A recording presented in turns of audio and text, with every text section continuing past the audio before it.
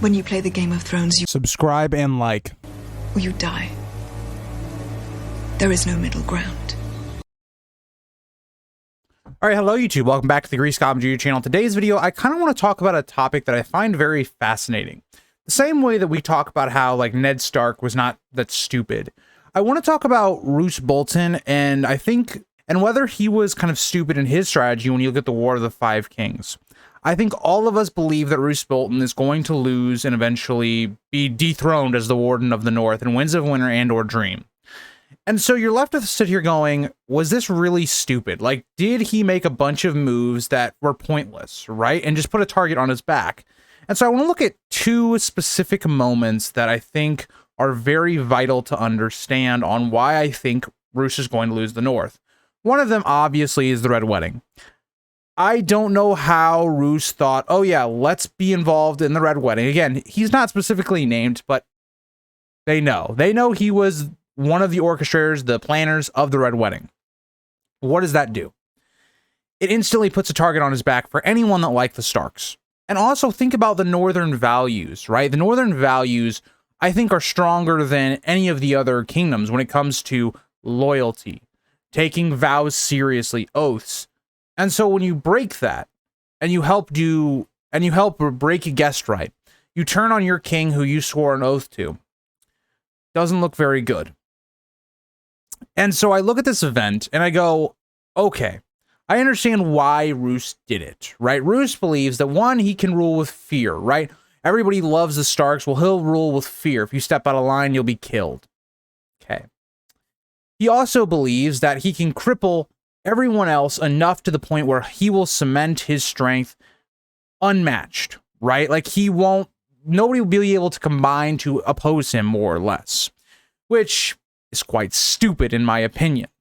Now, Roose to me is someone that is very smart when it comes to actually plotting and getting other houses to be weakened other than his own and getting what he requires. But I don't think he thinks about the long-term effects, right? The Boltons and Starks have been at war with each other for years and years and years. They have a very bad history.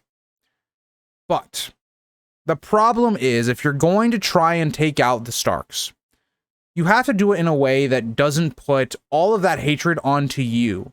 You have to make the Starks more hated. You have to make the Starks seem like the lesser, while also propping yourself to not only be feared, but respected, and also people kind of like you, right? It's very similar to kind of a character like Tywin, in my opinion. Roose is similar to Tywin, but not the same, right? Tywin was someone that actually had people that garnered a lot of loyalty to him, someone like a Pycelle. Roose doesn't have that. Roose completely rules out of fear. And so I look at the way Roose has gone about this, because not only does everybody in the North really know what happened at the Red Wedding, there's an event that goes under the table quite a lot when we talk about Roose and the sins that he has created and things he's done during the War of the Five Kings that's going to come back to bite him. Let's think about Duskendale. The Battle of Duskendale is a huge blow to Robb's camp. It's something the show didn't really talk about at all, or I don't even think it was brought up at all. But in the book, it's a massive event. This is where Robb loses a third of his foot soldiers.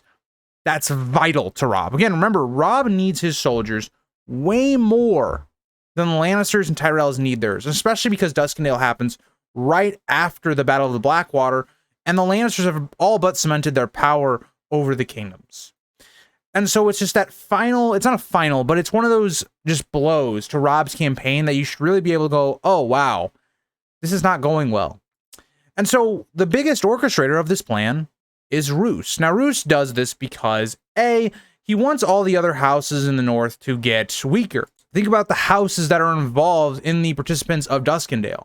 House Cerwyn, Glover, Hornwood, Karstark, and Talhart are all massive houses that are in the North, and they attack this in this battle. But you might be thinking, how has this not really gotten out, right? Like, it doesn't seem like the North talks about this event much, and that's because a lot of these people are captives. A lot of these people have been in prison or were killed or been tortured. And so we've only just now recently started to see some of these hostages go back into the North. And I think the biggest one to think about here is a character like Robert Glover, who was like leading the march to Duskendale. He is someone that is now at White Harbor at this point and can tell Wyman Manderley all of that information. It's another thing that's going to go. And when you think about, for instance, if any of these houses, if any of these people had their doubts against House Bolton, this is going to put more into that.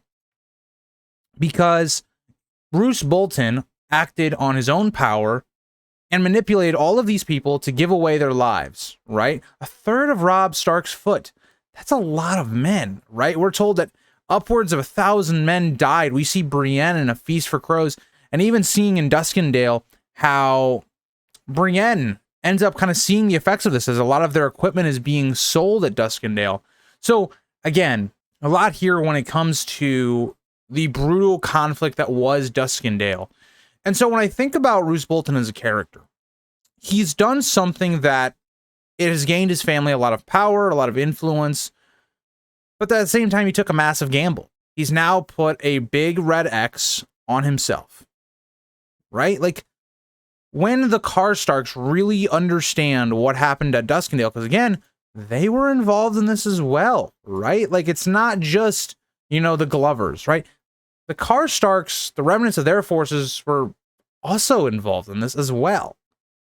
So you're sitting here and you're going, once all these houses kind of figure this all out, and this is what I'm talking about with the big Grand Northern Conspiracy, is like, once all this information kind of correlates and gets together, nobody's going to back you, Roose. Like, there's a point of that I think is very interesting, is that when the people don't have anything left, or they have a deep hatred for the things you've done, whether that's getting a lot of their family killed, their king killed, or breaking vows and oaths sacred to the North, everyone's going to flip on you, right? Because they have nothing left to lose. That's how I view the state of the North, is like, Roose has to understand this. He is a Northman through and through when it comes to being involved in their politics. And yet you're telling me he doesn't think this was going to happen? What's going to happen when Roose dies and it goes to the next generation? These houses aren't going to forget that. Think about the Blackfires and the Targaryens. The Blackfires and Targaryens have been going at it for years. There's been multiple rebellions. That's still a trickle effect we're seeing even now in the main story. The Brackens and the Blackwoods, that history has continued. So what, in my opinion, the Boltons have done is they made it to where the Boltons and the Starks are this big rivalry, and they've enhanced it, because now every house in the North hates you. Has a deep-seated hatred for you. No one is going to trust your house going forward.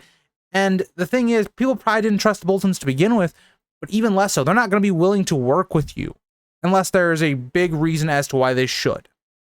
And I think this was a huge oversight by Roose. I think he saw the power that he could gain and didn't think about the consequences. Think about House Frey. It's almost the same thing. They're seeing the same effects of what has occurred. And in reality, Tywin Lannister played all these people for a fool. In my opinion, personally, he played them all for fools. Because Tywin Lannister has the power, and he has the respect. He has everything to back up the actions that he put forward, right? And his name isn't on the Red Wedding, but people know he was involved in it. But he is someone that it doesn't affect him nearly as much as it does someone like Roose, like a Walder Frey. So one of these people that are not one of the richest families in all of Westeros. One of the people that do not command the most power in Westeros. Houses that are, you know, those secondary houses of a lot of these regions. So the Boltons, for instance, in the North, and the Freys in the Riverlands. And so you look at that and you go, they really probably should have thought this over. And a lot of their probably backing was, okay, well, we have Tywin's backing, so that puts us in a good spot. But it's like, you're in the North. If you get overthrown, or somebody starts to start a rebellion, think about how long it's going to take for Lannister soldiers or any of the support from the South to even get up to you. So to me, that's my thing that I think about is interesting with this issue, is like, Roose Bolton is a very cunning person, right? He is someone that's cutthroat, that will do things that he finds to be the betterment of his house and for him personally. But he didn't really think about the consequences to those actions and what's going to happen because of what he did. But let me know if you think I'm wrong, or if you guys have anything else you want to add to the conversation in the comments below, and I'll see you guys all in the next video. Also, I wanted to say a shout out at the end of this video to my member Larissa. I hope you enjoy getting these videos early. So again, if you wanted to become a member, you get videos early, and then I will try to shout you out in videos as well. So thank you guys all for watching, and I will see you guys all in the next one. Bye, guys.